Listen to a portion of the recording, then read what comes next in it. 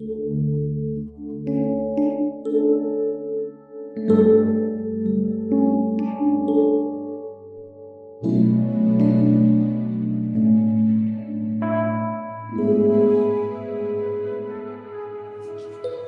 Tuhan, selamat pagi. Mari kita baca firman Allah yang terdapat di dalam Lukas pasalnya yang ke-12. Kita baca ayat yang ke-15.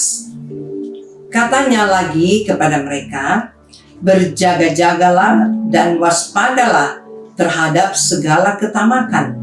Sebab walaupun seorang berlimpah-limpah hartanya, hidupnya tidaklah tergantung daripada kekayaannya itu.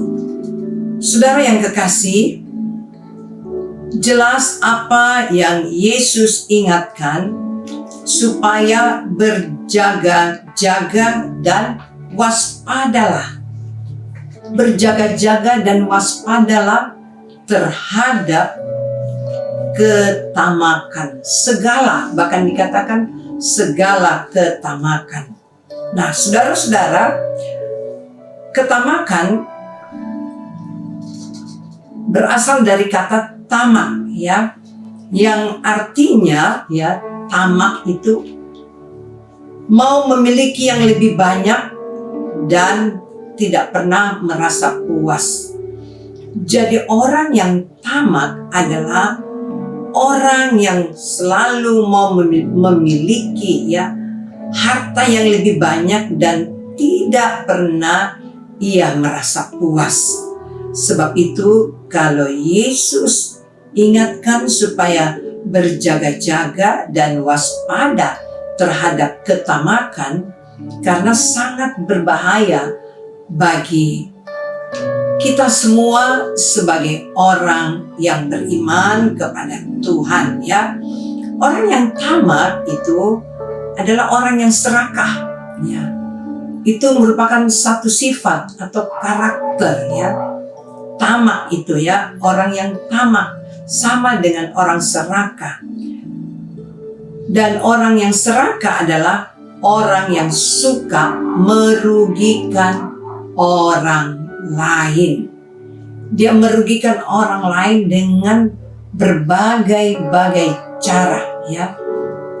Karena orang yang tamak ini dia selalu merasa, ya, bahwa dia bisa memiliki segala-galanya. Nah, saudara-saudara, kalau kita baca dalam Pengkhotbah pasal 5 ayat yang ke-9, firman Allah katakan, siapa yang mencintai uang tidak akan puas dengan uang. Dan siapa yang mencintai kekayaan tidak akan puas dengan penghasilannya. Ini pun sia-sia. Artinya semua apa yang kita miliki, ya, mungkin kita bangga dengan kekayaan kita. Kita juga mungkin merasa puas dengan uang yang kita miliki. Dan orang yang tamak, firman Allah katakan dalam Pengkhotbah 5 ayat 9 tadi, ya, mereka itu sudah mencintai kekayaan. Sebab itu nasihat firman Allah, dan siapa yang mencintai kekayaan tidak akan puas dengan penghasilannya. Tidak akan puas dengan penghasilannya. Ini pun sia-sia. Jadi tidak pernah puas. Dia telah memiliki kekayaan banyak, ya. Dia telah memiliki keuntungan, tapi tetap tidak puas. Itulah orang yang tamak. Nah, saudara-saudara, kalau kita baca dalam Lukas 12 tadi, ya, ayat yang ke-18 sampai ayat yang ke-20, lalu katanya, inilah yang akan aku perbuat. Aku akan merombak lumbung-lumbungku, dan aku akan mendirikan yang lebih besar, dan aku akan menyimpan di dalamnya segala gandum dan barang-barangku. Sesudah itu aku akan berkata kepada jiwaku, jiwaku, ada padamu banyak barang, tertimbun untuk bertahun-tahun lamanya. Beristirahatlah, makanlah, minumlah, dan bersenang-senanglah. Tetapi firman Allah kepadanya, hai engkau orang bodoh, pada malam ini juga jiwamu akan diambil daripadamu, dan apa yang telah kau sediakan untuk siapakah itu nanti?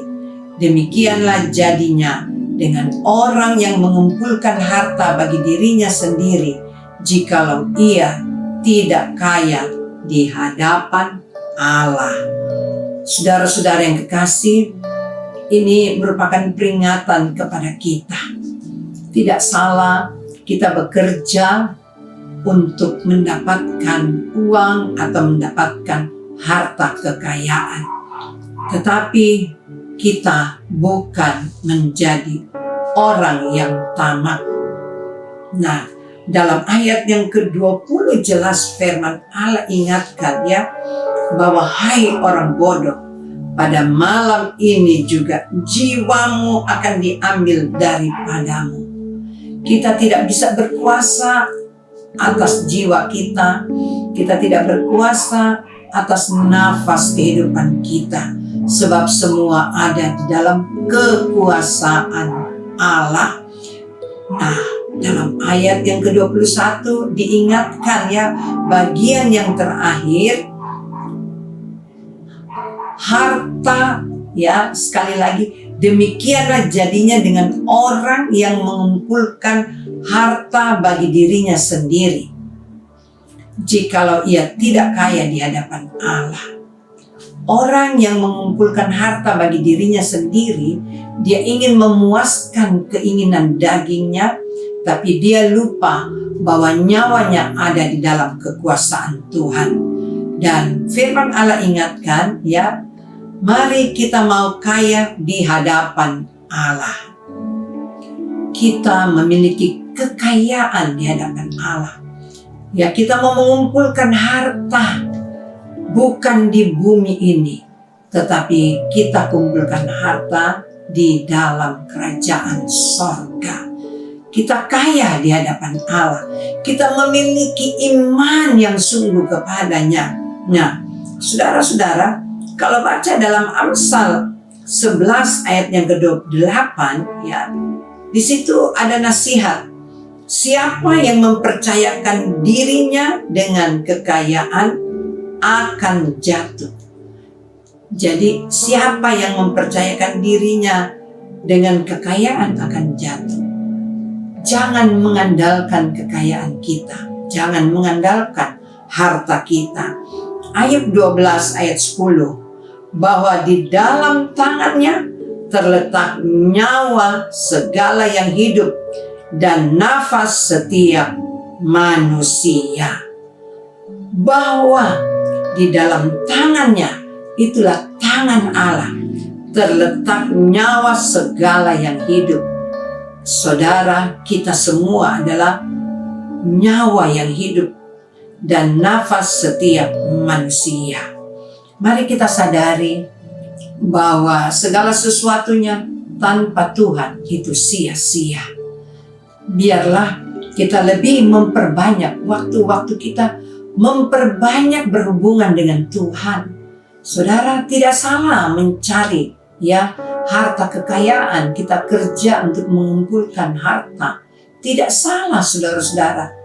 Tetapi adakah waktu kita semua lebih banyak untuk bergaul dengan Tuhan? Itu yang sangat penting. Kita mengumpulkan harta di hadapan Allah ya. Tidak kaya di dunia ini, tapi kita kaya di hadapan Allah. Puji Tuhan. Tuhan Yesus memberkati kita semua. Biarlah di hari-hari terakhir ini kita mau berjaga-jaga, kita mau waspada terhadap ketamakan. Ingat, tamak itu satu sifat karakter.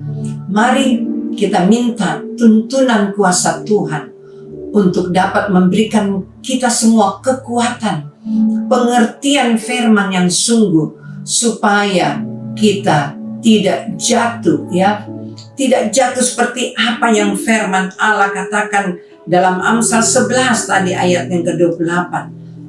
Nah, saudara-saudara, mari kita baca ya, Amsal 11 ayat yang ke-28 ya. Kita baca sama-sama lebih baik. Siapa mempercayakan diri kepada kekayaannya akan jatuh. Jangan kita mengandalkan kekayaan kita, tetapi orang benar akan tumbuh seperti daun muda. Puji Tuhan. Mari kita satukan hati, kita berdoa. Haleluya, haleluya. Bapa kami yang ada di dalam kerajaan sorga, Engkau Tuhan kami Yesus Kristus telah mengingatkan kepada kami ya Tuhan, bagaimana kehidupan kami sebagai orang percaya. Biarlah kami tidak tamak ya Tuhan, tapi biarlah hati kami selalu tertuju kepadamu, bukan dengan harta kekayaan, uang yang semua fana adanya, tapi biarlah Tuhan firman-Mu, firman yang kekal itu, yang benar-benar tertanam di dalam hidup kami. Kami memiliki firman yang lebih lagi ya Tuhan, supaya hidup kami ini selalu dituntun, dipimpin, diarahkan pada kebenaran yang sesungguhnya ya Tuhan. Kami tidak mudah digoyahkan, karena firman-Mu itu tertanam di dalam hati kami. Terima kasih ya Tuhan. Engkau juga yang memberkati umat-umat-Mu dalam usaha, dalam pekerjaan. Biarlah kami lebih mengutamakan Engkau ya Tuhan. Kami hidup senantiasa mau menyenangkan hati-Mu, maka Engkau akan memberkati kami semua. Bahkan karir, pendidikan Engkau buat berhasil. Terima kasih ya Tuhan. Di dalam nama Tuhan Yesus Kristus. Haleluya. Amin. Puji Tuhan, selamat pagi. Tuhan Yesus memberkati.